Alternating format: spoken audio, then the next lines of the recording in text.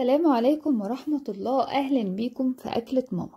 نعمل بقى مع بعض النهاردة كده شوية زلابية أو عوامة أو لقمة القاضي زي ما بتحبوا تسموها، بس حاجة كده من الآخر. شايفين القوام بتاعها زي الأستك ازاي؟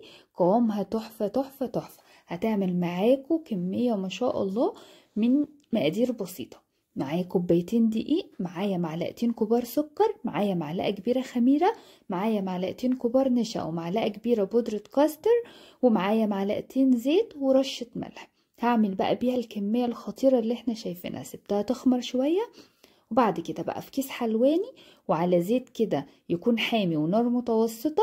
هنزل من كيس الحلواني كده بمقص، انا هبله من الزيت اللي على النار، وابتدي اقطع واحدة بواحدة زي ما احنا شايفين كده.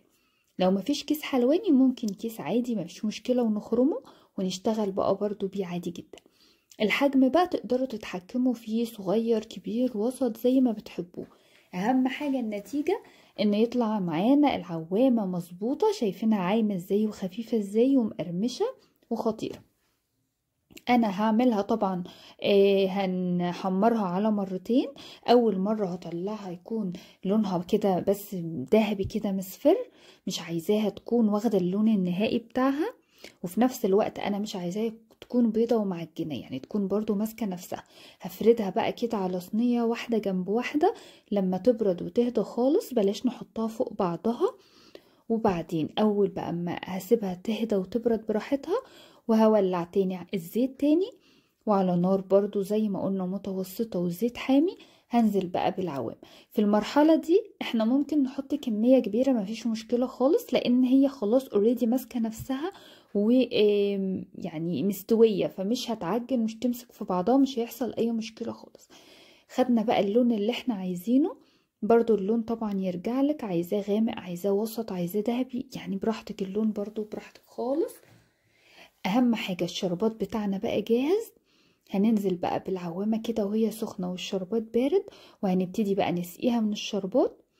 الشربات طبعا زي ما احنا عارفين ممكن احنا بنعمله بكوباية ونص، لو عايزينه خفيف كوباية ونص سكر، كوباية ونص مية. عاوزينه تقيل كوبايتين سكر وسط، كوبايتين سكر وكوباية ونص مية. عايزينه تقيل، بتحبوا السكر تقيل، يبقى 3 كوبايات من السكر على كوباية ونص من المية، وعصير نص ليمونة. وممكن نضيف لون طعام اصفر لو عاوزين نخلي يعني ايه اللون يكون اصفر كده، بس يعني مش محتاجة، وهيطلع معانا بالشكل الجميل اللي احنا شايفينه. عاوزة بقى اقول لكم انها كانت خفيفة وهشة جدا، مقرمشة قوي. اصلا بودرة الكاستر ادتها كمان لون اصفر كده ولذيذ جدا من غير ما نضيف اي الوان. وبقى كده تسمعوا معايا صوت القرمشة وتقولوا لي رأيكم. سمعتوا بقى قد ايه كده هي مقرمشه وهشه وخفيفه جدا؟